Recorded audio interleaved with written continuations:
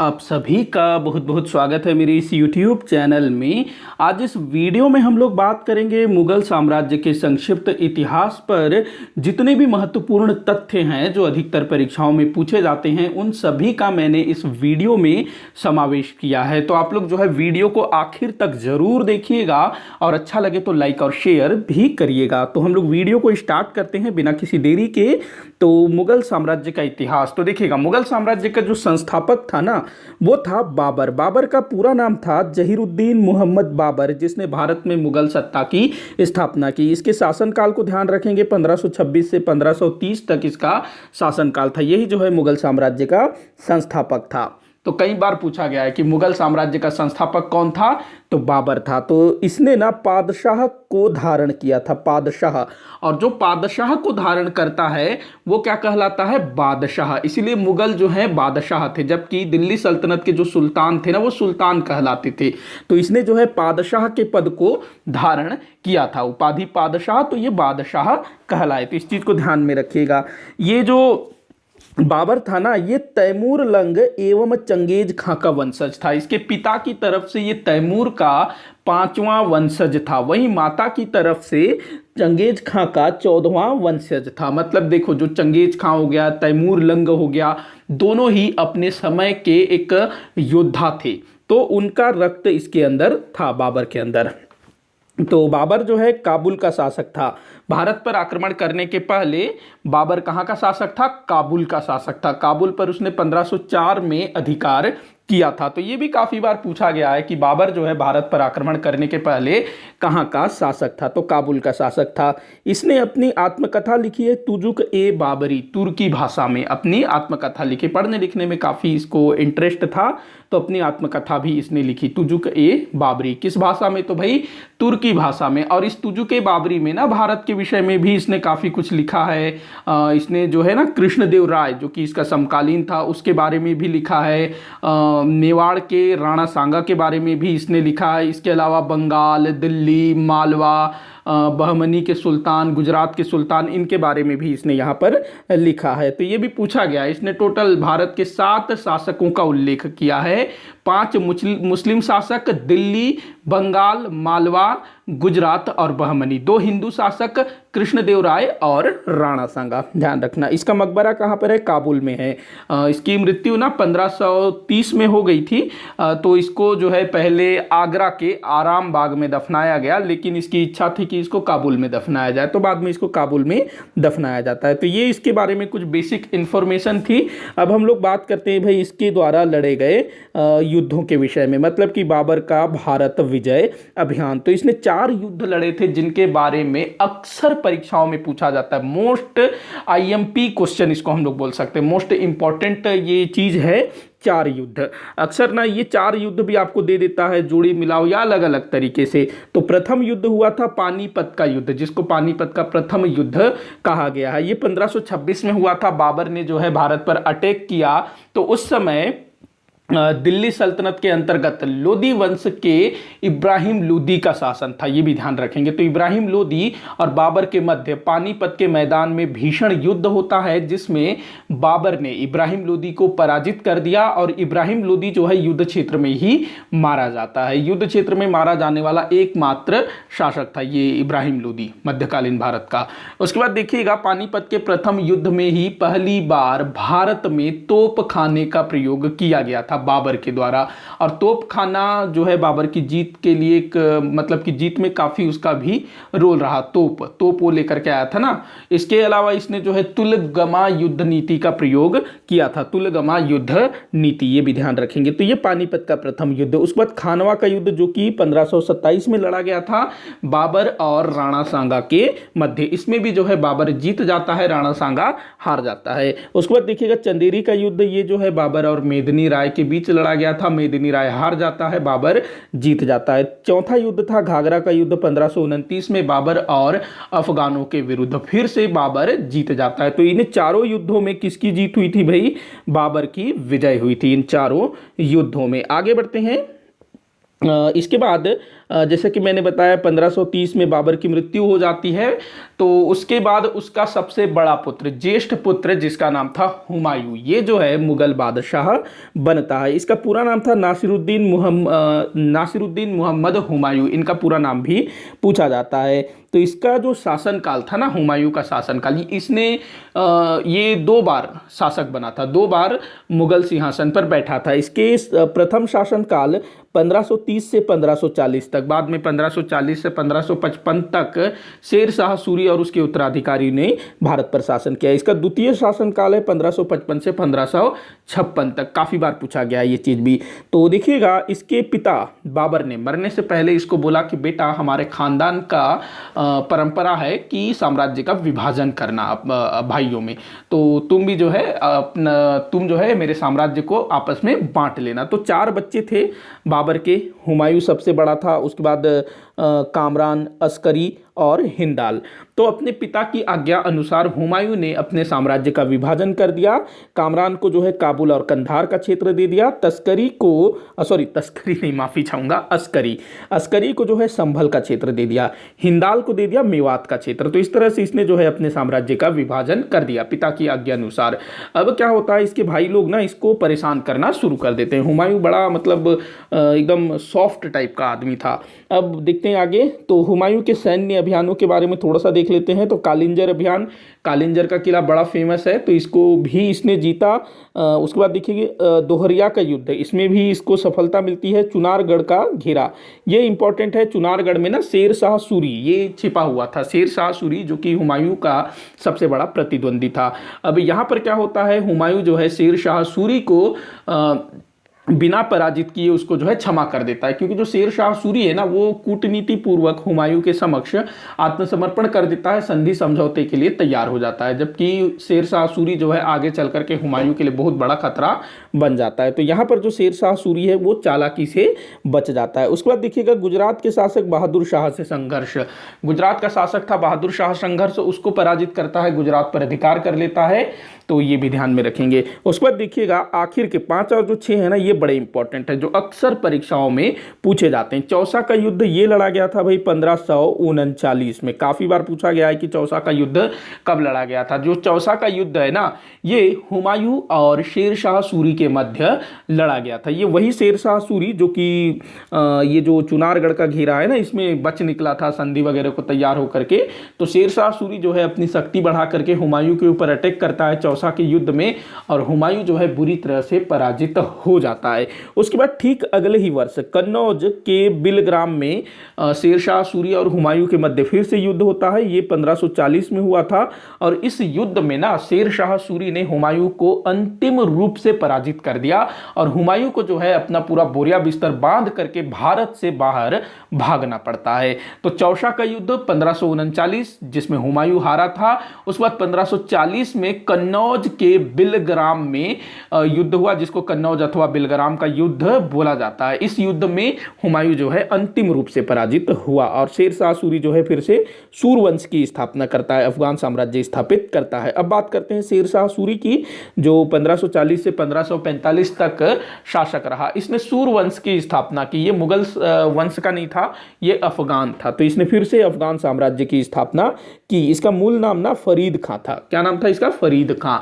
होता यह है कि एक बार ये ना बिहार के शासक बहार खां के साथ शिकार पर गया हुआ था, और वहां जंगल में इसने एक शेर को तलवार के एक ही वार से मार डाला। इससे जो बहार खां है वो बड़ा खुश हो जाता है, यार तुम तो बड़े मतलब ताकतवर इंसान हो, तो तुमको जो है आज से मैं शेर खां की उपाधि देता हूं। बाद में फिर इसने जो है शेर खां के स्थान पर शेर शाह नाम कर लिया, ध्यान रखेंगे। इसने ग्रांड ट्रंक रोड बनवाया, जो बांग्लादेश के सोनार गांव से लेकर के पाकिस्तान के लाहौर तक जाता है, हमारे देश के बीच से होता हुआ जाता है ना। अभी तो मतलब बीच से जा रहा है, हमारे 3 देशों से होकर के जा रहा है। उस समय तो सब कुछ एक हुआ करता था, जिसको हमारे भारत में नेशनल हाईवे नंबर 1 के नाम से जाना जाता है ना, दिल्ली कलकत्ता रोड, फिर दिल्ली अमृतसर रोड, ये वही वाला रोड है जिसको कि किसने बनवाया था? शेर शाह सूरी ने। इसने दिल्ली के पुराने किले का भी निर्माण करवाया। सासाराम, बिहार में है सासाराम, तो इसने जो है सासाराम बिहार में झील के अंदर स्वयं का मकबरा बनवाया था। इसने चांदी का सिक्का चलाया जिसे रुपया कहा गया। ये बड़ा इंपॉर्टेंट है कि रुपया जो चांदी का सिक्का था ये किसने शुरू किया, तो शेर शाह सूरी ने इसको शुरू किया था। काफी बार पूछा गया है, ध्यान रखेंगे। इसके बाद इसके जो उत्तराधिकारी होते हैं ना वो उतने योग्य होते नहीं हैं, तो वो बाद में फिर 10 ही साल शासन करते हैं। 1555 के बाद फिर से हुमायूं आ जाता है। तो देखिए कुछ और चीज़ें शेर शाह सूरी के विषय में। अकबर के 9 रत्नों में से ना जो राजा टोडरमल थे वो पहले शेर शाह सूरी के दरबार में रहा करते थे। शेर शाह सूरी ने प्राचीन पाटलिपुत्र नगर को पटना के नाम से पुनः बसाया। उसके बाद देखिएगा शेर शाह सूरी के समय ही मलिक मोहम्मद जायसी ने पद्मावती की रचना की। पद्मावती नहीं, पद्मावत। जो पद्मावत है ना, मलिक मोहम्मद जायसी, जो कि कहाँ से थे भाई, जौनपुर से थे मलिक मोहम्मद जायसी। जौनपुर नगर की स्थापना किसने की थी, नीचे कमेंट बॉक्स में बताइएगा। इसकी मृत्यु हुई थी कालिंजर में 1545 में। बड़े मजेदार तरीके से इसकी मृत्यु हुई थी। ये जो है कालिंजर के किले को जीतने के लिए कालिंजर के किले के दीवार पर तोप लगा करके उसको तोप से उड़ाने की कोशिश कर रहा था। अब गोला दागा जाता है, तोप से गोला निकल करके दीवार से टकराता है लेकिन फटता नहीं है। वो गोला जो है रिटर्न आता है, उस तरफ आता है जहां पर शेर शाह सूरी होता है, तो वहां पर आकर के फट जाता है, जिससे शेर शाह सूरी बुरी तरह से घायल हो जाता है और बाद में उसकी डेथ हो जाती है। लेकिन मरने से पहले उसने जो है कालिंजर के किले पर फतह हासिल कर ली। मतलब घायल अवस्था में भी उसने अपने सेना का नेतृत्व जारी रखा, ध्यान रखेंगे। उसके बाद हम लोग बात करते हैं हुमायूं द्वारा पुनः सत्ता प्राप्ति। तो हुमायूं ने फिर से सत्ता प्राप्त की 1555 में। तो इसने 2 युद्ध लड़े थे, मच्छीवाड़ा का युद्ध और सरहिंद का युद्ध। इन दोनों युद्धों में हुमायूं ने जो अफगान थे उनको बुरी तरह से पराजित किया और अपनी खोई हुई सत्ता पुनः प्राप्त कर ली। तो दोनों युद्ध जो है 1555 में लड़े गए थे। ये जो हुमायूं है पढ़ने लिखने का बड़ा शौकीन था, तो इसने दीन ए पनाह महल में पुस्तकालय बनवा रखा था। तो उस पुस्तकालय की सीढ़ियों से, दीन ए पनाह महल के पुस्तकालय की सीढ़ियों से गिर करके इसकी मृत्यु हो जाती है 1556 में। इसका मकबरा कहाँ पर है, दिल्ली में। मकबरा पूछा जाता है अक्सर कि किस बादशाह का, किस सुल्तान का मकबरा कहाँ पर है। बाबर का मकबरा कहाँ है भाई, काबुल में। शेर शाह सूरी का मकबरा सासाराम बिहार में। लाहौर में जो हुमायूं है इसका मकबरा दिल्ली में। आगे बढ़ते हैं, अब हम लोग बात करते हैं जलालुद्दीन मोहम्मद अकबर के विषय में। तो जो अकबर भाई, ये भारतीय इतिहास का एक महानतम शासक के रूप में इसको जाना जाता है। 1556 से 1605 तक इसका शासन रहा, लगभग 49 वर्ष तक। जलालुद्दीन मोहम्मद अकबर इसका पूरा नाम था। इसका जन्म हुआ था 15 अक्टूबर 1542 को। इसी दिन भारत रत्न APJ अब्दुल कलाम, इनका भी जन्म हुआ था 15 अक्टूबर के दिन ही। तो इसी दिन अकबर का भी जन्म। तो इनका जन्म स्थल कहाँ पर है भाई, अकबर का जन्म स्थल तो ये है अमरकोट के राजा वीरशाल के अस्तबल में। देखो इनके जो पिता थे ना, अकबर के जो पिता थे हुमायूं, जब वो भारत से पलायन करते हैं 1540 के बाद, तो दर दर की ठोकरें खा रहे होते हैं।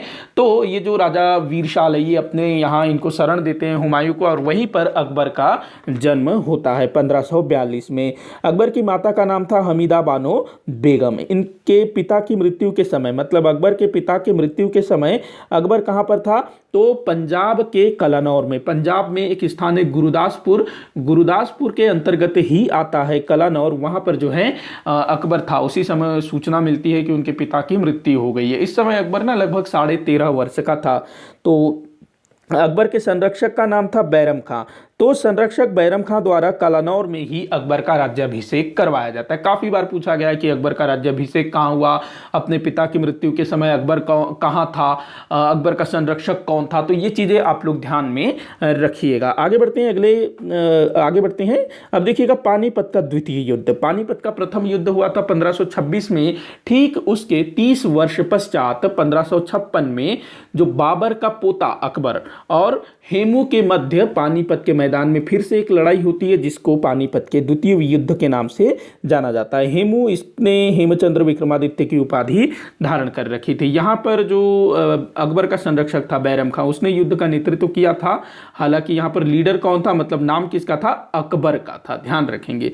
तो हेमू जो है युद्ध क्षेत्र में घायल हो जाता है, बाद में उसको मार दिया जाता है। इस तरह से पानीपत के दूसरे युद्ध में अकबर जीत जाता है। 1556 से लेकर के 1560 तक अकबर बैरम खां के संरक्षण में शासन करता है, क्योंकि अकबर भाई उस समय अल्पायु था, छोटा था, इसी कारण बैरम खां के संरक्षण में शासन किया। उसके बाद 1560 से 1562 तक पेटिकोट शासन, जिसको हरम दल भी बोला जाता है। इस पेटिकोट शासन में धाई माँ महामंगा, जो अकबर की दाई माँ थी ना, उसका नाम था महामंगा, वो थी। जीजी अंगा, ये भी अकबर की एक दाई माँ थी। आदम खां, ये महामंगा का बेटा था। हमीदा बानो बेगम, जो अकबर की माता थी। तो ये लोग जो हैं 1560 से 1562 तक अकबर का संरक्षण करते हैं, मतलब कि अकबर को अपने नियंत्रण में रखते हैं। 1562 में आदम खां एवं महामंगा की मृत्यु हो जाती है। उसके बाद अकबर जो है स्वतंत्र रूप से शासन करना आरंभ कर देता है। अकबर के कुछ महत्वपूर्ण कार्य देख लेते हैं, जिनसे अकबर अक्सर परीक्षाओं में प्रश्न पूछा जाता है। अकबर ने 1562 में दास प्रथा का अंत कर दिया। पहले भारत में दास प्रथा काफी प्रचलन में थी, लोगों को गुलाम बना लिया जाता था, फ्री में काम करवाया जाता था। तो अकबर ने जो है इस प्रथा पर प्रतिबंध लगा दिया 1562 में। 1562 में ही अकबर जो है हरमदल से मुक्त हुआ। 1563 में अकबर ने तीर्थ यात्रा कर हटाया। देखो क्या होता था ना, जो भारतीय थे, विशेष करके जो हिंदू थे, उनको अपने धर्म स्थलों पर जाने के लिए, यात्रा करने के लिए उनको जो है टैक्स देना होता था। तो अकबर को ये गलत लगा और उसने जो है तीर्थ यात्रा कर को समाप्त कर दिया। उसके बाद देखिएगा मोस्ट इंपॉर्टेंट, 1564 में अकबर ने जजिया कर को हटाया। काफी बार पूछा गया है, गैर मुसलमानों को मुस्लिम राज्य में रहने के लिए ना टैक्स देना होता था, जिसको बोला जाता था जजिया कर। तो इसको अकबर ने गलत माना कि भाई ऐसा टैक्स नहीं होना चाहिए, और उसने जो है जजिया कर को समाप्त कर दिया 1564 में। काफी बार पूछा गया है। उसके बाद देखिएगा 1571 में अकबर ने फतेहपुर सीकरी की स्थापना की। फतेहपुर सीकरी, ये जो है ना, सीकरी नाम का एक गांव था, वहां पर अकबर ने नगर बसाया, जिसको नाम दिया गया फतेहपुर सीकरी। ये फतेहपुर नाम जो है गुजरात विजय के उपलक्ष्य में रखा गया, बाकी गांव का नाम सीकरी था। 1575 में अकबर ने इबादत खाना की स्थापना की। इबादत खाना क्या था भाई? इबादत खाने में ना अकबर विभिन्न धर्म के लोगों से मिला करता था। धर्म संबंधी विचार विमर्श, बातें, मतलब डिबेट यहाँ पर हुआ करता था। शुरुआत में ना केवल मुस्लिम धर्म गुरु ही यहाँ पर आते थे, बाद में फिर सभी धर्मों के लिए इबादत खाने को खोला गया। उसके बाद देखिएगा 1578 में इबादत खाने में सभी धर्म के धर्माचार्यों के प्रवेश की अनुमति दी। 1575 में इबादत खाना शुरू किया गया था ना, तो शुरू में केवल मुस्लिम लोगों के लिए था, लेकिन 1578 में इबादत खाना सभी धर्म के धर्माचार्यों के लिए खोल दिया गया। 1579 में मजहर की घोषणा की गई। 1562 में अकबर ने दीन ए इलाही की स्थापना की, जो कि अकबर के द्वारा चलाया गया एक नवीन धर्म था। 1583 में अकबर ने इलाही संवत की शुरुआत की, और ये जो इलाही संवत है, अकबर के राज्याभिषेक से इसकी गणना आरंभ होती थी। ध्यान रखेंगे। आगे बढ़ते हैं, अकबर के विजय अभियानों की बात कर लें तो देखिएगा यहां से भी अक्सर परीक्षाओं में प्रश्न पूछा जाता है। तो अकबर ने ना मालवा को जीता। मालवा कब जीता भाई? 1561 से 1562 के मध्य मालवा को जीता। यहाँ पर आदम खां को भी भेजा गया था, और यहाँ पर वो कुछ गड़बड़ी करता है, उसी के बाद अकबर जो है आदम खां को मरवा देता है। आदम खां कौन था? अकबर के दाई माँ महामंगा का बेटा। मालवा का शासक था बाज बहादुर, और यहाँ पर आदम खां, पीर मोहम्मद और अब्दुल्ला खां को भेजा गया था। जो बाज बहादुर था ना, ये एक संगीतज्ञ भी था। बाद में ये अकबर के दरबार में संगीतज्ञ के रूप में रहा। उस वक्त बात करें मेड़ता की। मेड़ता जो कि एक राजपूत राज्य था, मतलब राजस्थान की तरफ था मेड़ता। तो यहाँ पर जो है ना 1562 है, ये माफ़ी चाहूँगा 1662 हो गया है, ये 1562 है। तो मेड़ता को जो है 1562 में जीता गया। इस समय यहाँ का शासक था जयमल। कौन था यहाँ का शासक? जयमल। यहाँ पर शरफुद्दीन को भेजा गया था। गोंडवाना को 1564 में जीता गया। यहाँ पर रानी दुर्गावती शासन कर रही थी। यहाँ पर आशफ खां को भेजा गया था। मेवाड़ में अकबर ने खुद अपनी सेना का नेतृत्व किया। 1567 से 1568 के बीच मेवाड़ अभियान चला। इस समय यहाँ का शासक था राणा उदय सिंह, और अकबर खुद इसमें सेना का नेतृत्व किया और मेवाड़ पर अधिकार कर लिया। वैसे संपूर्ण मेवाड़ को नहीं जीत सका, लेकिन जो मेवाड़ की जो राजधानी थी ना चित्तौड़, उसको जीतने में सफलता प्राप्त की। उसके बाद देखिएगा रणथंभौर विजय। तो ये भाई 1569 में हुआ था रणथंभौर विजय। यहाँ का शासक था सूरजन राय हाड़ा। सुरजन राय हाड़ा। यहाँ पर जो है राजा भगवान दास और स्वयं अकबर ने मुगल सेना का नेतृत्व किया था। राजा भगवान दास ना आमेर का राजा था, जो कि अकबर के काफ़ी मतलब शुभ चिंतकों में से एक था। उसके बाद देखिएगा कालिंजर। कालिंजर को ना 1569 में जीता गया। कालिंजर को यहाँ का शासक था रामचंद्र, और यहाँ पर मजनू शाह काकशाह को भेजा गया। गुजरात की बात करें तो 1571 यहाँ पर मुजफ्फर खां तृतीय का शासन था। अकबर ने स्वयं यहाँ मुगल सेना का नेतृत्व किया था। उसके बाद बिहार और बंगाल, तो इसको 1574 में जीता गया। यहाँ का शासक दाऊद था। मुनीम खां को यहाँ पर भेजा गया था अकबर की तरफ से। आगे देखते हैं, अब बात करें हल्दी घाटी के युद्ध की, जो कि बड़ा प्रसिद्ध है और अक्सर पूछा जाता है। हल्दी घाटी का युद्ध जो है 1576 में हुआ था, महाराणा प्रताप और राजा मानसिंह के मध्य। महाराणा प्रताप जो कि मेवाड़ के शासक थे, और जो राजा मानसिंह हैं ये आमेर के राजा थे, जो कि अकबर की तरफ से महाराणा प्रताप से युद्ध लड़ते हैं हल्दी घाटी के युद्ध में, और यहाँ पर महाराणा प्रताप की हार होती है। इसके बाद देखिएगा काबुल। काबुल 1581, यहाँ पर मिर्जा हाकिम का शासन था। मिर्जा हाकिम जो कि अकबर का भाई था, मिर्जा हाकिम, तो ये यहाँ पर शासन कर रहा था। तो यहाँ पर ना राजा मानसिंह और स्वयं अकबर गए हुए थे। कहाँ? काबुल में। काबुल जो कि 1504 में बाबर ने जीता था। इसके बाद देखिएगा कश्मीर। कश्मीर जो है 1585 से 86 के मध्य इसको जीता गया। यहाँ पर यूसुफ और याकूत खां ये लोग यहाँ पर शासन कर रहे थे। राजा भगवान दास और ये किसको भेजा गया? दास खां, ये पता नहीं क्या नाम है, थोड़ा सा मिस्टेक हो गया। बाकी आप राजा भगवान दास को ध्यान रखेंगे, जिसको कि कश्मीर के विजय के लिए भेजा गया था। सिंध की बात करें तो 1591 में सिंध को जीता गया। यहाँ पर जानी बैग शासन कर रहा था। यहाँ पर अब्दुल रहीम खाने खाना को भेजा गया था। ये जो अब्दुल रहीम खाने खाना है ना, ये जो बैरम खां है उसका बेटा था अब्दुल रहीम खाने खाना। इसके बाद हम लोग बात करते हैं उड़ीसा की।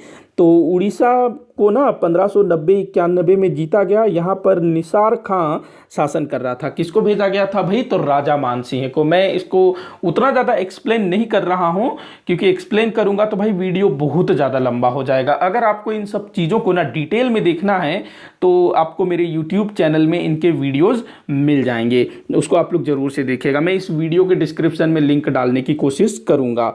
तो उड़ीसा को जीतने के लिए किसको भेजा गया था? राजा मानसिंह को। बलूचिस्तान ये जो है ना 1595 में जीता गया बलूचिस्तान को। यहाँ पर अफगानों का अधिकार था। यहाँ पर मीर मासूम को भेजा गया था। उसके बाद देखिएगा कंधार। कंधार को 1595 में जीता गया। मुजफ्फर हुसैन मिर्जा यहाँ पर शासन कर रहा था। शाह बैग को भेजा गया। अब बारी है खानदेश की। खानदेश जो कि दक्षिण भारत का एक राज्य है। 1591 में अली खां यहाँ पर शासन कर रहा था, और अली खान ने ना स्वेच्छा से अकबर की अधीनता स्वीकार की। होता यह है कि जो अकबर है वो दक्षिण के राज्यों के पास संदेश भिजवाता है कि भाई हमारी अधीनता स्वीकार कर लो, नहीं तो तुम्हारे ऊपर हम लोग अटैक कर देंगे। अब इस समय तक 1590-91 तक अकबर ने ना उत्तर भारत के संपूर्ण क्षेत्रों को जीत चुका था। तो जो खानदेश का जो शासक है ये जो अली खां, ये डर जाता है कि भाई अकबर आक्रमण कर देगा, बर्बाद कर देगा, तो उससे अच्छा मैं खुद इसकी अधीनता स्वीकार कर लेता हूं। तो इसने स्वेच्छा से अधीनता स्वीकार की थी। इसके बाद देखिएगा अहमदनगर। अहमदनगर इसको जो है 1590-1600 के मध्य विजय किया गया। यहाँ पर चांद बीबी जो है शासन कर रही थी एक तरह से संरक्षिका के रूप में। तो यहाँ पर अकबर ने अपने बेटे मुराद को भेजा, दानियाल को भेजा, और ये दोनों जो है ना अधिक शराब पीने के कारण दक्षिण में ही मर गए। बहुत ज़्यादा दारू पीते थे ये लोग। अब्दुल रहीम खान खाना भी साथ में था, अबुल फजल भी था, और खुद अकबर भी बाद में जाता है दक्षिण। तो बड़े मुश्किलों से अहमदनगर को जीता गया। इसके बाद देखिएगा असीरगढ़। असीरगढ़ 1601 में जीता गया था। यहाँ पर मीरन बहादुर का शासन था। मीरन बहादुर ना ये खानदेश के राजा अली खां का बेटा था, और ये जो असीरगढ़ है ये खानदेश के अंतर्गत आता था। होता ये है कि जो खानदेश के राजा अली खां की जब डेथ हो जाती है तो उसका बेटा मीरन बहादुर ये जो है अकबर की अधीनता मानने से इनकार कर देता है। तब अकबर इसके ऊपर अटैक कर देता है, और ये जो है असीरगढ़ के किले में जाकर के छुप जाता है, और अकबर खुद असीरगढ़ के किले को घेर लेता है। यहाँ पर अब्दुल रहीम खान खाना भी अकबर के साथ था, और अकबर ने जो है असीरगढ़ के किले पर फतह प्राप्त कर ली। ये जो असीरगढ़ का अभियान था ना, ये अकबर का अंतिम विजय अभियान था। ध्यान रखेंगे। आमेर एवं मारवाड़ जैसे राज्यों ने स्वेच्छा से अधीनता स्वीकार किया था। आमेर के राजा भारमल, वो तो भाई बिल्कुल सामने से आता है कि भाई आप हमारी बेटी से विवाह कर लो, हमारे संबंधी बन जाओ, कुछ इस तरह से। तो आमेर और मारवाड़ स्वेच्छा से अधीनता स्वीकार करने वाले राज्य थे। देखिएगा, अकबर ने 1562 में आमेर के राजा भारमल की पुत्री हरकाबाई से विवाह किया था। ये सामने से ही रिश्ता आया था। 1569 में सलीम का जन्म हुआ था। अकबर के बड़े बेटे सलीम का जन्म 1569 में हुआ। अकबर के समय 15 प्रांत हुआ करते थे। कितने प्रांत होते थे? 15 प्रांत। अकबर ने अनुवाद विभाग की स्थापना की थी। देखो, अकबर जो है ना निरक्षर था, लेकिन निरक्षर होने के बावजूद भी पढ़ने लिखने में, मतलब ज्ञान प्राप्त करने में उसको काफ़ी रुचि थी। तो वो हमेशा ज्ञानियों से घिरा हुआ होता था, भले खुद पढ़ना न जाने, लेकिन दूसरों के मुख से वो जो है ज्ञान की बातें सुना करता था। आगे बढ़ें, अकबर के नवरत्नों की बात कर लेते हैं। अकबर के दरबार में बहुत सारे विद्वान थे, जिनमें से 9 प्रमुख को नवरत्न की संज्ञा दी गई। तो कौन कौन थे भाई? बीरबल था, मानसिंह था, अब्दुल रहीम खान खाना था, टोडरमल था, तानसेन था, तानसेन ना संगीतज्ञ था, अबुल फजल था, फैजी था, मुल्ला दो प्याजा था, हकीम उकाम। तो ये जो है 9 रत्न अकबर के दरबार के। अकबर ने मनसबदारी व्यवस्था की शुरुआत की थी। अकबर की जो सैन्य व्यवस्था थी ना, वो मनसबदारी व्यवस्था पर आधारित थी। अकबर ने राजस्व के क्षेत्र में दहसाला व्यवस्था को शुरू करवाया था। तो दहसाला व्यवस्था की शुरुआत की थी अकबर ने, काफी बार पूछा गया है। और ये जो दहसाला व्यवस्था है, इसकी रूपरेखा किसने तैयार की थी? तो राजा टोडरमल ने इसकी रूपरेखा तैयार की थी। आगे बढ़ते हैं, कुछ और चीजें जान लेते हैं। अकबर का शासनकाल साहित्य का स्वर्ण युग माना जाता है। तो काफी बार पूछा गया है कि मुगल काल में साहित्य का स्वर्ण युग किसे कहा जाता है? तो अकबर के शासनकाल को साहित्य का स्वर्ण काल कहा जाता है, ध्यान रखेंगे। उसके बाद देखिएगा, 1605 में पेट की बीमारी के चलते अकबर की मृत्यु हो गई। 1605 में अकबर की मृत्यु हो जाती है। अकबर का मकबरा आगरा के निकट, ये निकट है, सिकंदरा में स्थित है। कहाँ? सिकंदरा, जो कि आगरा के निकट है। अब हम लोग बात करते हैं जहांगीर की। जहांगीर, जिसका पूरा नाम था भाई नूरुद्दीन मोहम्मद जहांगीर, 1605 से 1627 इसका शासनकाल था। इसका जन्म हुआ था 1569 में। मैंने पीछे बताया, इसकी माता थी हरकाबाई, जो आमेर की राजकुमारी थी ना। तो जहांगीर की माता एक राजपूत स्त्री थी, ध्यान रखना ये चीज। जहांगीर और शाहजहां दोनों की माता कौन थी? राजपूत स्त्रियां थी। काफी बार पूछा गया है कि किन मुगल बादशाहों की माता राजपूत थी? तो जहांगीर की और शाहजहां की। विजय अभियान की बात करें तो जहांगीर के समय में ना मेवाड़ को जीता गया था। मेवाड़ के जो राणा अमर सिंह थे, इसने जो है आत्मसमर्पण कर लिया था। शहजादा खुर्रम के नेतृत्व में मुगल सेना गई हुई थी मेवाड़। तो शहजादा खुर्रम, जो कि आगे चल करके शाहजहां के नाम से बादशाह बनेगा, तो उसने जो है मेवाड़ को मुगल साम्राज्य के अंतर्गत लाया। उसके बाद देखिएगा अहमदनगर। अहमदनगर, जिसको कि अकबर के समय में जीता तो गया था, लेकिन पूरी तरह से नहीं जीता गया था। तो यहाँ पर मलिक अंबर आ जाता है और फिर से अहमदनगर को शक्तिशाली बनाने की कोशिश करता है। तो यहाँ पर भी शहजादा खुर्रम को भेजा गया था। और शहजादा खुर्रम ने जब दक्षिण के अहमदनगर को जीता ना, फतह प्राप्त की, तो जहांगीर ने अपने पुत्र खुर्रम को शाहजहां की उपाधि प्रदान की, ध्यान रखेंगे। आगे हम लोग देखते हैं, जहांगीर ने 12 अध्यादेश जारी किए थे, जिसे दस्तूर उल अमल कहा गया। 12 अध्यादेश। ये जो जहांगीर है ना, इसको न्यायप्रिय शासक कहा गया है। न्यायप्रिय शासक था। इसने स्वर्ण जड़ित न्याय की जंजीर लगवाई थी। स्वर्ण जड़ित न्याय की जंजीर। इसने अपनी आत्मकथा लिखी, तुजुक ए बाबरी नहीं है, माफी चाहूंगा, तुजुक ए बाबरी, तुजुक ए बाबरी, सॉरी तुजुक ए बाबरी नहीं, माफ़ी चाहूँगा, तुजुक ए जहांगीरी। ये तुजुक ए बाबरी तो भाई ये किसकी आत्मकथा है? बाबर की आत्मकथा है। तुजुक ए बाबरी जहाँ बाबर की आत्मकथा है। इसने अपनी आत्मकथा लिखी तुजुक ए जहांगीरी। तुजुक ए जहांगीरी किसकी आत्मकथा? जहांगीर की आत्मकथा, जो इसने स्वयं ने लिखी थी। उसके बाद देखिएगा, ये स्वयं चित्रकार एवं चित्रकला का संरक्षक था। इसके शासनकाल को चित्रकला का स्वर्ण युग कहा जाता है। अब्दुल समद एवं मंसूर खां को इसने संरक्षण दिया, जो कि उस जमाने के बहुत ही जाने माने पहुंचे हुए क्या थे? चित्रकार थे। ध्यान रखेंगे इस चीज को। उसके बाद आगे हम लोग देखते हैं, आमेर के राजा भगवान दास की पुत्री व राजा मानसिंह की बहन मानबाई से विवाह किया। देखो, आमेर की राजकुमारी थी कौन? हरकाबाई। हरकाबाई के भाई थे राजा भगवान दास, तो राजा भगवान दास की पुत्री और राजा मानसिंह की बहन मानबाई से विवाह किया, जिससे पुत्र उत्पन्न हुआ खुसरो। इसने जहांगीर ने जोधपुर के मोटा राजा मानमती से भी विवाह किया, जिसको जगत गोसाई भी बोला जाता था, और इसी से पुत्र हुआ खुर्रम, जो शहजादा खुर्रम जो कि शाहजहां बना ना, तो उसकी माँ कहाँ की थी भाई? जोधपुर के राजा, जोधपुर के मोटा राजा की बेटी थी मानमती। इसने नूरजहां से भी विवाह किया, जिसका असल नाम मेहरुनिशा था, और इसने उसको नूरजहां कहा। इसके पुत्र हुए परवेज, शहरयार, जहांदार, इसके अन्य पुत्र थे। तो टोटल 5 पुत्रों के नाम हो गए ना, खुसरो सबसे बड़ा, खुर्रम, उसके बाद परवेज, फिर शहरयार, फिर जहांदार। तो पूछा गया इसके 5 बच्चों के नाम। उसके बाद देखिएगा, इसके समय में जहांगीर के शासनकाल में ना ब्रिटिश व्यापारियों को भारत में व्यापार करने की अनुमति प्राप्त हुई। इसके समय में कुछ ब्रिटिश व्यापारी मुगल दरबार में उपस्थित हुए थे। हॉकिंस, कैप्टन हॉकिंस, ये 1606 में आया था जहांगीर के पास। उस वक्त टॉमस रो आया था 1615 में। तो काफ़ी बार पूछा गया है। और भारत में ब्रिटिश ईस्ट इंडिया कंपनी का आगमन जहांगीर के समय ही हुआ था। इसके समय में विद्रोह भी हुआ था, खुसरो का विद्रोह, खुर्रम का विद्रोह। जो इसके बड़े बड़े बेटे थे ना, खुसरो हो गया, खुर्रम हो गया, दोनों ही जो है खुद बादशाह बनना चाहते थे और विद्रोह कर दिया था। तो एक ने 1606 में किया था, एक ने 1622 में। उसके बाद देखिएगा नूरजहां गुट, इसने जो नूरजहां से विवाह किया था ना, तो नूरजहां बड़ी ही चालाक स्त्री थी। उसने जो है अपने पति को कंट्रोल कर रखा था, जहांगीर को एक गुट बना रखा था, नूरजहां गुट, जिसको जुंटा गुट भी बोला जाता है। तो नूरजहां गुट में नूरजहां खुद थी, भाई खुद तो होगी ना। इसके पिता एतमादुद्दौला भी इसमें थे, जिसका असल नाम ग्यास बेग था। इसकी माता असमद बेगम, उसके बाद इसका भाई आशफ खां और शहजादा खुर्रम भी इस नूरजहां गुट में शामिल था। शहजादा खुर्रम का विवाह ना आसफ खां की बेटी से हुआ था। तो जो नूरजहां थी वो जहांगीर के बाद शहजादा खुर्रम को बादशाह बनाना चाहती थी। इसके बाद देखिएगा 1627 में लाहौर के निकट भीमवार में जहांगीर की मृत्यु हो जाती है और लाहौर के निकट शाहदरा में इसको दफना दिया जाता है। तो जहांगीर का मकबरा कहाँ पर है? लाहौर के निकट शाहदरा में, और भीमवार में इसकी डेथ हुई थी 1627 में।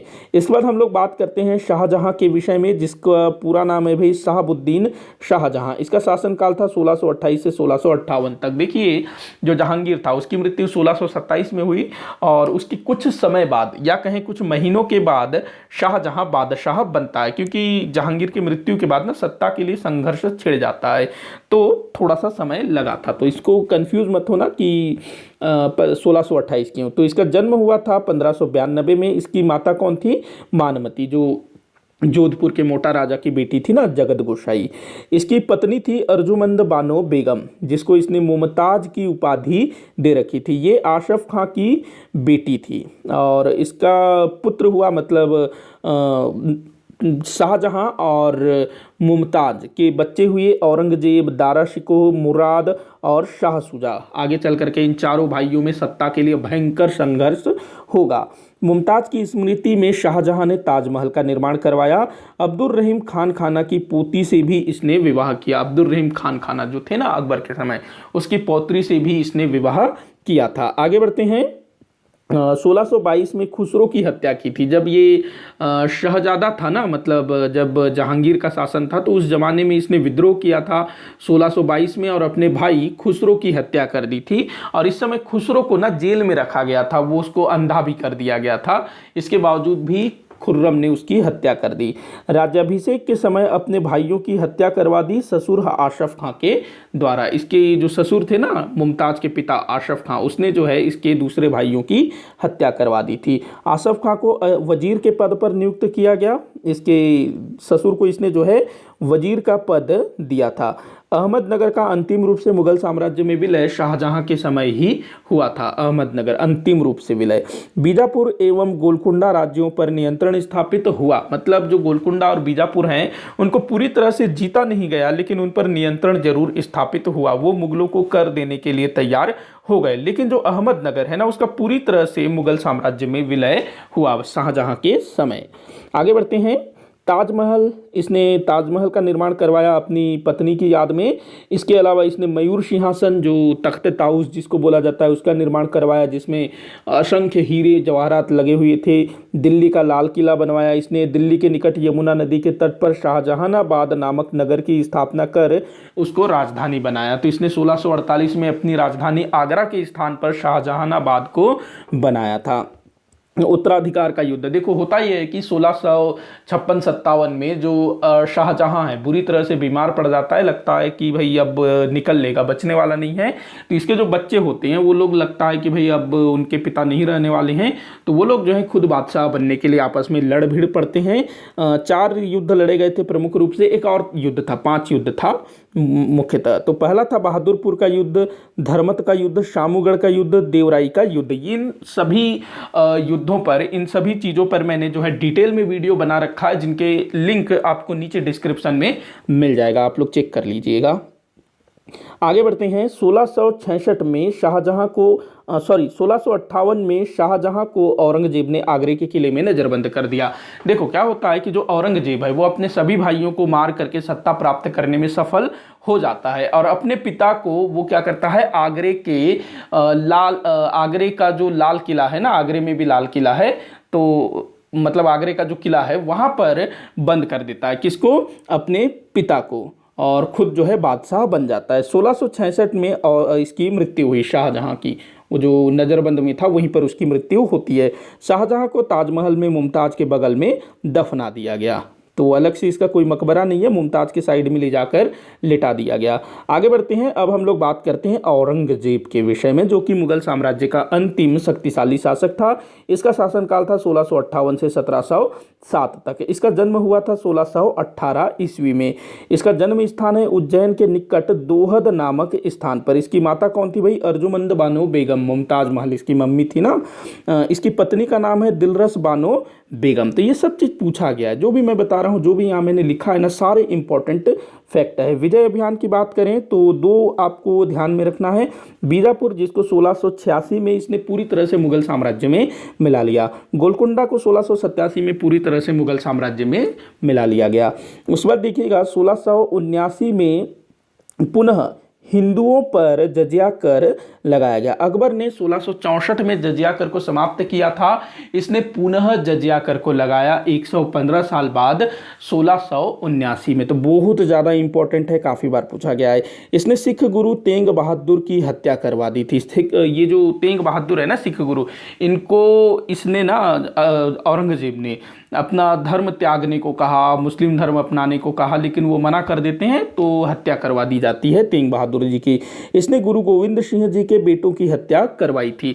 अच्छा, जो जहांगीर है ना, उसने सिखों के 5वें गुरु अर्जुन देव जी की हत्या करवाई थी, वो भी आप लोग ध्यान में रखेंगे। तो जहांगीर ने अर्जुन देव की हत्या करवाई और औरंगजेब ने तेंग बहादुर की हत्या करवाई थी। तो ये दोनों ही चीज़ें काफ़ी बार पूछी गई है।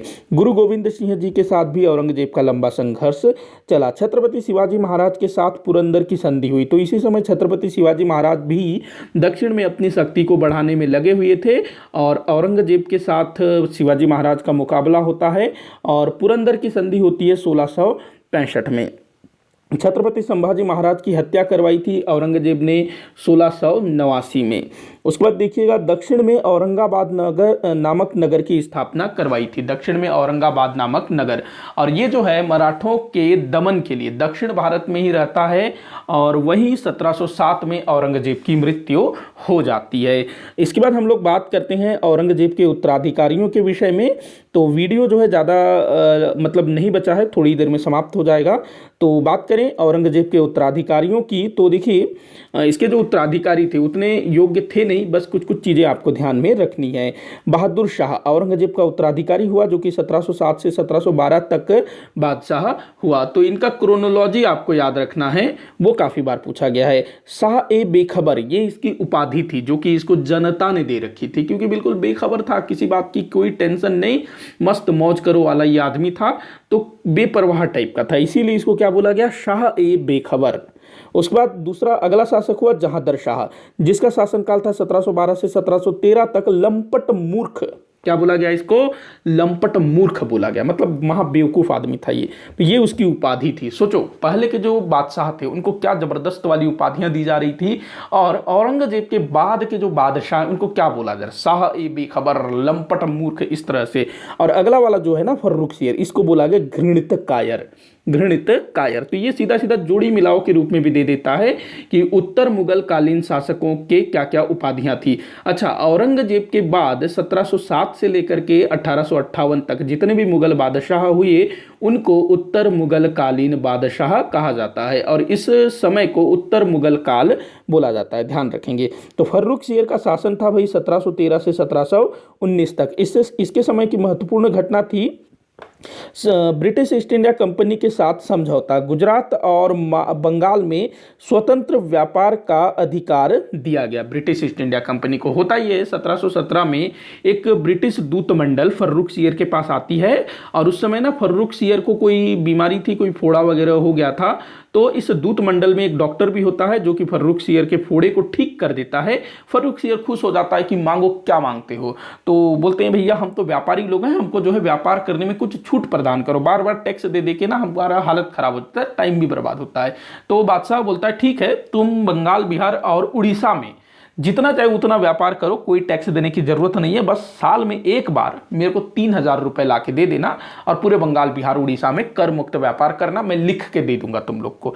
और बोलता है, दूसरा बोलता है कि सूरत में ना 10,000 रुपए दो साल में, और जितना चाहे उतना टैक्स फ्री व्यापार करो। तो ये ब्रिटिश ईस्ट इंडिया कंपनी के लिए बहुत ही बढ़िया चीज होता है, और इसी के सहारे ना वो लोग फिर धीरे धीरे बंगाल में अपनी स्थिति को मजबूत करना शुरू कर देते हैं और बंगाल के शासक बन बैठते हैं, जिसको हम लोग किसी अन्य वीडियो में देखेंगे। तो ये चीज था। इसको ब्रिटिश ईस्ट इंडिया कंपनी का मैग्ना कार्टा कहा गया। जजिया कर व तीर्थ यात्रा कर की समाप्ति, इसने जो है जजिया कर और तीर्थ यात्रा कर को समाप्त कर दिया, जो औरंगजेब ने फिर से लगाया था ना। हालांकि फिर से जजिया कर को लगा दिया जाता है, और इसके बाद जो अगला शासक होगा ना मोहम्मद शाह रंगीला, उसके समय में फिर जजिया कर को अंतिम रूप से हटाया गया। उसके बाद फिर किसी ने नहीं लगाया। आगे बढ़ते हैं। नृप निर्माता, देखिएगा इसी समय ना मुगल दरबार में दो भाइयों का उत्थान होता है जिनको नृप निर्माता कहा गया, किंग मेकर। कौन थे भाई ये? सैयद बंधु के नाम से ये जाने जाते थे। अब्दुल्ला खां और हुसैन अली, ये दो भाई थे। तो इन दोनों भाइयों ने मिल करके ना मुगल दरबार में 4 लोगों को बादशाह बनाया। सबसे पहले तो फर्रुख शेर को इन्होंने बादशाह बनाया, उसके बाद रफ़ीउद दर्जात को बनाया 1719 में, फिर रफ़ीउद दर्जात को हटा करके उसके बाद जो है रफ़ीउद दौला को बनाया गया। इन दोनों भाइयों ने मिल करके ना फर्रुख शेर की हत्या भी की थी। उसके बाद मोहम्मद शाह को भी इन दोनों भाइयों ने मिल करके बादशाह बनाया था। मोहम्मद शाह की उपाधि थी रंगीला, बड़ा रंगीन मिजाज का व्यक्ति था। दारू वारू में हमेशा मशगूल रहता था, नाच वाच देखना वही इसका काम था, इसीलिए इसको रंगीला उपाधि दी गई थी। 1719 से 1748 तक इसका शासन रहा। तो जो सैयद बंधु थे उन्होंने 4 बादशाहों को बनाया, फर्रुख शेर, रफ़ीउद दर्जात, रफ़ीउद दौला और मोहम्मद शाह रंगीला। ध्यान रखेंगे इस चीज़ को। बात करें मोहम्मद शाह रंगीला के विषय में, तो सैयद बंधुओं की हत्या करवा दी इसी के समय। तो सैयद बंधुओं का पतन किसके समय हुआ? मोहम्मद शाह रंगीला के समय। इसी के समय में स्वतंत्र हैदराबाद राज्य की स्थापना हुई थी। इसके बाद देखिएगा 1737 में मोहम्मद शाह रंगीला के समय ही पेशवा बाजीराव प्रथम का दिल्ली पर आक्रमण हुआ। कब? 1737 में। 1739 में फारस के शाह नादिर शाह का दिल्ली पर आक्रमण हुआ मोहम्मद शाह रंगीला के समय। तो ये काफी बार पूछा गया है कि नादिर शाह के आक्रमण के समय मुगल बादशाह कौन था? तो मोहम्मद शाह रंगीला। इसके बाद अगला शासक हुआ अहमद शाह, खाली नाम याद रखना है, 1748 से 1754 तक। इसको जो है अंधा करवा करके जेल में डलवा दिया गया था। उसके बाद देखिएगा आलमगीर द्वितीय, जो कि 1754 से 1759 तक बादशाह रहा। इसी के समय में प्लासी का युद्ध हुआ था 1757 में। इसको मार करके ना यमुना नदी में फेंक दिया जाता है, मतलब कि लाश को दफनाया भी नहीं जाता है, सीधा पानी में फेंक दिया जाता है। उसके बाद देखिएगा अगला बादशाह हुआ शाह आलम। ये जो है 1759 से 1806 तक मुगल बादशाह रहा। इतने लंबे समय तक बादशाह रहा, मतलब अच्छा काम किया होगा ऐसा आप लोगों को लग रहा है?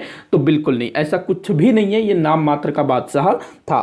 तो इसके समय में पानीपत का तीसरा युद्ध लड़ा गया 1761 में, किन के मध्य भाई? अहमद शाह अब्दाली और मराठों के मध्य। उसके बाद बक्सर का युद्ध होता है इसी के समय में 1764 में। 1803 में शाह आलम के समय ही दिल्ली पर ब्रिटिश ईस्ट इंडिया कंपनी का अधिकार हो जाता है और मुगल बादशाह भी अंग्रेजों के पूर्ण नियंत्रण में चला जाता है, या फिर कहें अंग्रेजों का कृपा पात्र बन जाता है। इसके बाद इसका बेटा वो जो है 1806 में शासक बनता है, मुगल बादशाह अकबर द्वितीय। ये अकबर द्वितीय है, 1806 से 1837 तक ये मुगल बादशाह था। ब्रिटिश ईस्ट इंडिया कंपनी के संरक्षण में बनने वाला ये पहला बादशाह था। काफी बार पूछा गया है।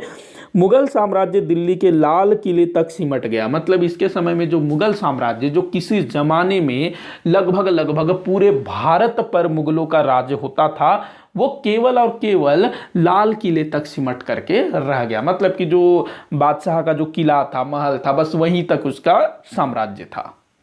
ये किसके समय में हुआ था? तो अकबर द्वितीय के समय। इसके बाद अगला जो बादशाह होगा, अच्छा, राजा राम मोहन राय को राजा की उपाधि प्रदान की थी इसी अकबर द्वितीय ने। काफी बार पूछा गया है। अकबर द्वितीय क्या करता है?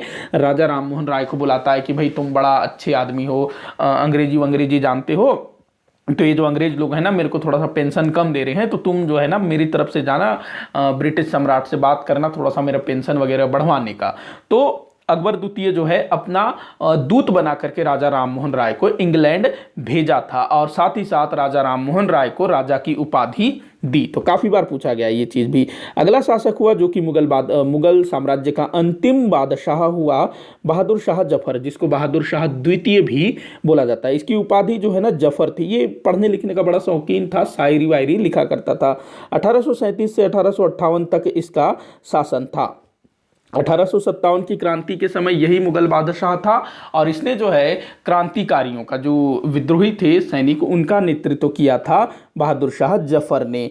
बर्मा की राजधानी रंगून में कैद करके रखा गया। ये जो बहादुर शाह जफर है ना, इसको क्या कहते हैं, प्रथम स्वतंत्रता संग्राम में नेतृत्व करने के कारण जो ब्रिटिश सरकार है वो बोलती है कि भाई तुमने हमारे खिलाफ विद्रोह किया, तो इनको जो है देश निकाला दिया जाता है, रंगून में कैद करके रखा जाता है। वहीं बाद में इसकी मृत्यु हुई थी। तो ये शायरी वगैरह लिखा करते थे और इन्हीं के समय में ना मिर्जा गालिब, जो बहुत बड़े शायर हैं, वो इन्हीं के समय के थे। मतलब बहादुर शाह जफर के समकालीन थे मिर्जा गालिब।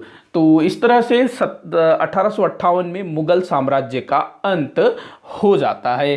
तो ये था भाई मुगल साम्राज्य का इतिहास, संक्षिप्त इतिहास, जिसमें मैंने मुगल साम्राज्य से संबंधित जितने भी महत्वपूर्ण तथ्य हैं उनको समाहित करने की कोशिश की। फिर भी अगर कहीं भी कोई मिस्टेक लगा हो तो मुझे ज़रूर बताइएगा ताकि मैं उसको सुधार सकूं। वीडियो को जितना हो सके उतना आप शेयर करिएगा, लाइक करिएगा। चैनल को सब्सक्राइब नहीं किया है तो ज़रूर से सब्सक्राइब करिएगा, क्योंकि इसी तरह के वीडियोस आपको मेरे चैनल पर मिलते रहेंगे। वीडियो को आखिर तक देखने के लिए, मेरे साथ बने रहने के लिए आप सभी का बहुत बहुत धन्यवाद।